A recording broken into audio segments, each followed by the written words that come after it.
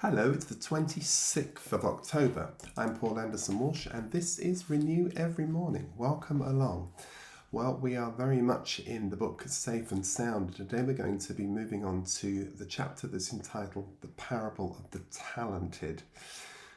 Well now, most Christians, and that may include you, my dear friend, may have been brainwashed into believing as truth certain lies about the nature of God, which have negatively impacted the way in which we relate to him.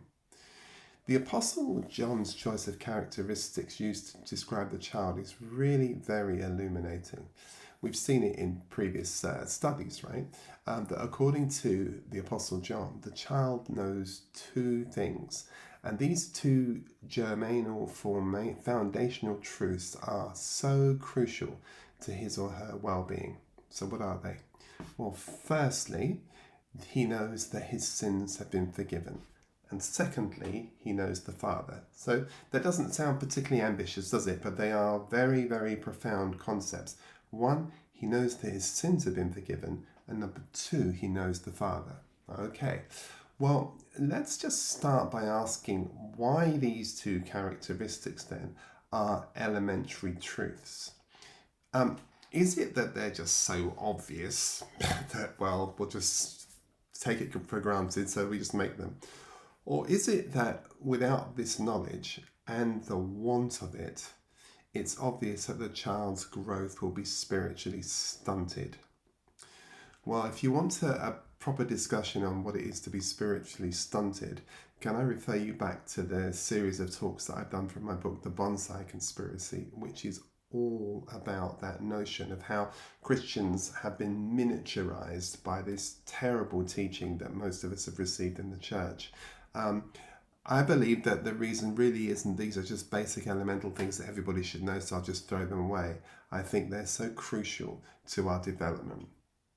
Now, the child phase, if you like, I think can be summarized in one word: assurance. And in the absence of assurance, the child will inevitably develop self-defeating behaviors. Ask anybody who has been raised in care. Ask anybody who's care experienced, where you don't have the assurance, that certainty of hope, of love and affirmation and acceptance. You will invariably develop some very unhelpful, unhealthy behaviors, and they're all very self-defeating. And those behaviors, though they're designed to win him love and win him acceptance, the acceptance that he so craves and without which he can't function properly and healthily, sadly, those behaviors will entrench him in a sense of anxiety rather than in a sense of well-being. And that's why the child's revelation must begin here. Quite simply, if the child is not free to fail, he is not free to succeed. Let me say that to you again. If the child is not free to fail, the child is not free to succeed. Nothing on earth kills, stifles, represses creativity like the fear of failure. So love must do its perfect work and cast out fear, because he who fears cannot be perfected in love. That's 1 John 4 verse 18. Now, the fact that our sins, our past sins, our present sins, and our future sins have been forgiven liberates us not only from the penalty of sin, but from the power of sin, which Paul the Apostle tells us is in the law. So do you see this? The statement is staggeringly important. Now, in John's Gospel, the Apostle quotes Jesus in the 16th chapter, literally anticipating a dawning of a new age, the new age of the Spirit. And he informs his disciples that when the Spirit comes, he will convict the world.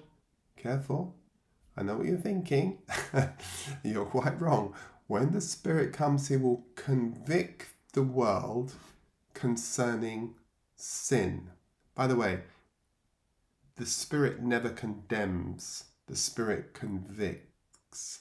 So he's going to convict the world concerning sin, righteousness, and judgment. Now, recall also that the Apostle Paul begins his much loved 8th chapter of Romans with an emphatic proclamation. They're literally, he says it's the most extraordinary statement. There is therefore now no condemnation for those who are in Christ Jesus. I mean, that is such a colossal statement. Now, in order to make any kind of spiritual progress whatsoever, we have to begin there. No condemnation. That's where we must start. If we move out from that, if we stray from that, if we in any sense try and buy ourselves some sort of divine life insurance to top that statement up, we're in trouble. Now, if you make an error in your sum, you just can't keep going on in the hope that the fault will correct itself, because it obviously doesn't. You have to go back to the beginning and find the mistake. Where's the fault? So I would say to you gently and respectfully that for most Christians, we need look no further than here, this child phase.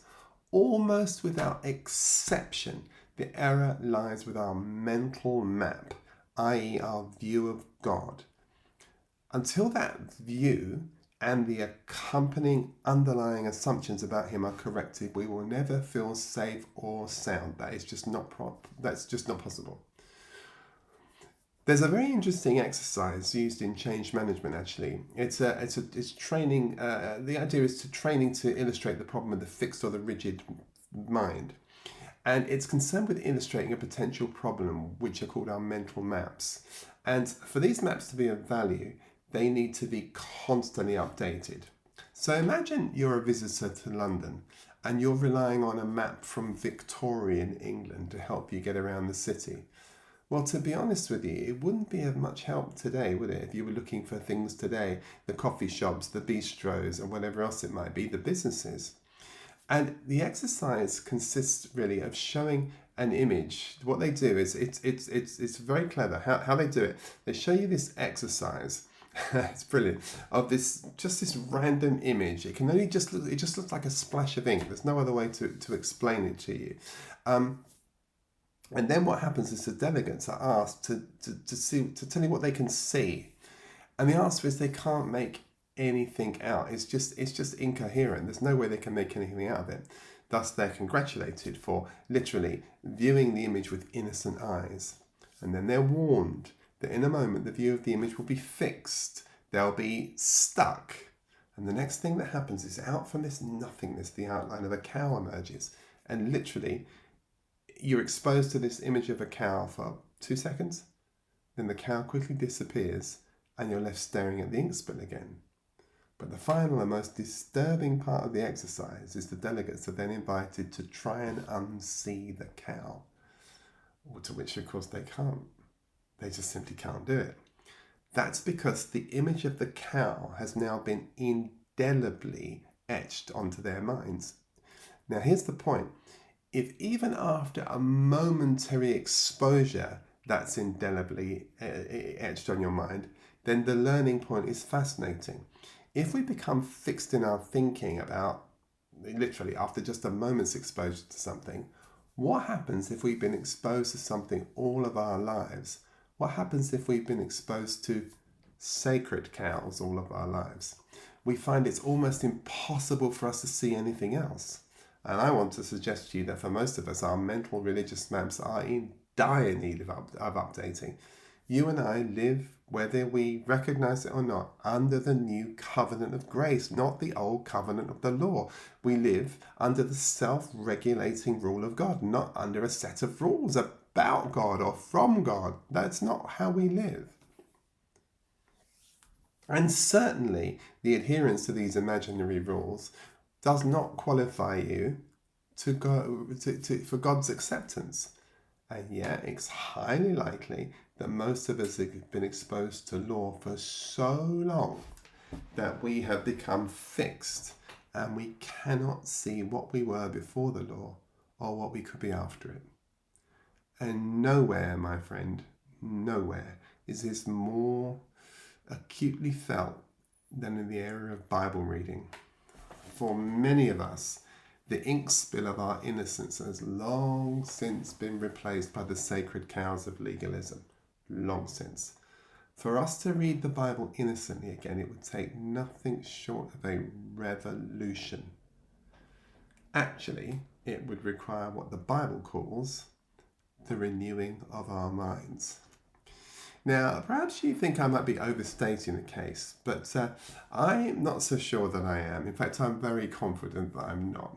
So what we're going to do, and we'll do it tomorrow because I want to take some time with you on it, we're going to read a parable in which you're likely to be very, very familiar. In fact, I'm going to give you the thought of reading it maybe today, over today if you want, and come back tomorrow with some notes you're thinking, and we'll talk it through.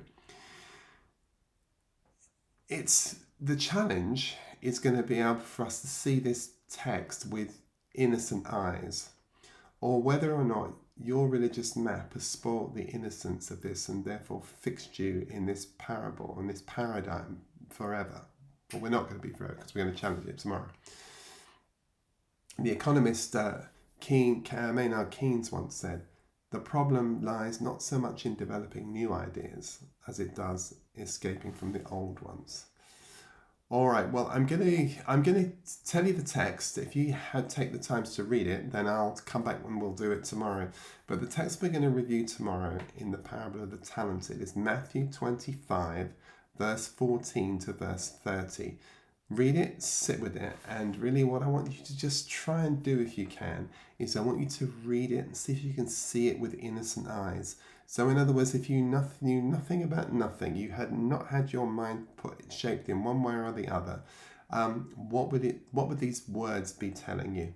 And tomorrow when we come back, we're going to get into that and see if I'll walk through it with you again tomorrow, and hopefully we'll be able to see some really new and fresh ideas about this, because this is really important.